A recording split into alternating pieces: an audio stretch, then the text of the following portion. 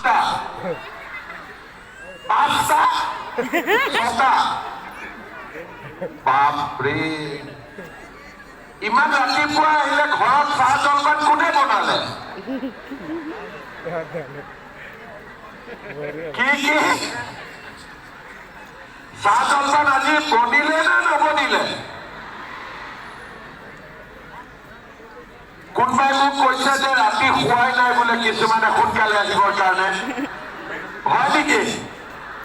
বাপৰে আজি বতৰটো ভাল আৰু আপোনালোকে আজি আমাৰ পুঁজিখিনিও পাব চেকখিনিও লৈ ঘৰলৈ যাব মনটোতো ভাল লাগি আছে হয় নে নহয় তেতিয়াহ'লে মোৰ লগত সকলোৱে একেলগে ক'ব ভাৰত মাতা কি ভাৰত মাতা কি নৰেন্দ্ৰ মোদী ৰূপেশ গোৱালা বহুত বহুত ধন্যবাদ সভাত উপস্থিত অসম চৰকাৰৰ সন্মানীয় মন্ত্ৰী ৰূপেশ গোৱালা ডাঙৰীয়া আমাৰ মাজত উপস্থিত লখিমপুৰ লোকসভা সমষ্টিৰ সাংসদ প্ৰদান বৰুৱা ডাঙৰীয়া সন্মানীয় বিধায়ক বলিন চেতিয়া ডাঙৰীয়া সুৰেশ ফুকন ডাঙৰীয়া সঞ্জয় কিষাণ ডাঙৰীয়া জিলা আয়ুক্ত স্বপ্ননীল পল ডাঙৰীয়া তিনিচুকীয়া জিলা পৰিষদৰ সভাপতি ভদ্ৰেশ্বৰ মৰাণ ডাঙৰীয়া আমাৰ বিজেপি দলৰ সভাপতি কুশকান্ত বৰা ডাঙৰীয়া মৰাণ অট'নমাছ কাউন্সিলৰ CM অৰুণজ্যোতি মৰাণ ডাঙৰীয়া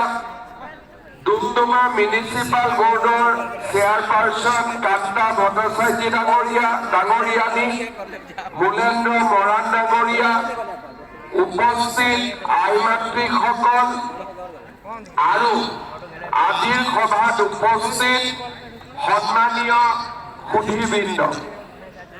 আজি 31 অক্টোবৰ আজিৰ দিনটো সমগ্ৰ ভাৰতবৰ্ষৰ ৰাইজে ৰাষ্ট্ৰীয় একতা দিৱস ৰূপে পালন কৰিছে কাৰণ আজিৰ দিনটোতে ভাৰতবৰ্ষক একত্ৰিত কৰা প্ৰাক্তন গৃহমন্ত্ৰী চৰ্দাৰ বল্লভভাই পেটেলৰ 150 বছৰীয়া জন্ম দিৱস মই অসমবাসী ৰাইজৰ হৈ চৰ্দাৰ বল্লভভাই পেটেলৰ প্ৰতি গভীৰ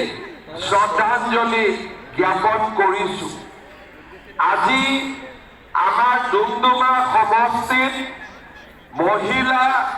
উদ্যমিতা আঁচনি ৰূপায়ণৰ বাবে আমি ইয়াত সমবেত হৈছো ডুমডুমা সমষ্টিৰ 13,882 গৰাকী মহিলাই আজি মুখ্যমন্ত্ৰীৰ মহিলা উদ্যমিতা আঁচনিৰ প্ৰথম কিস্তিৰ ধন লাভ কৰিব আমাৰ ডুমডুমা সমষ্টিৰ 12,784 গৰাকী আই মাতৃ গাঁও পঞ্চায়তৰ পৰা নিৰ্বাচিত হৈছে আৰু 1008 গৰাকী ডুমডুমা নগৰৰ পৰা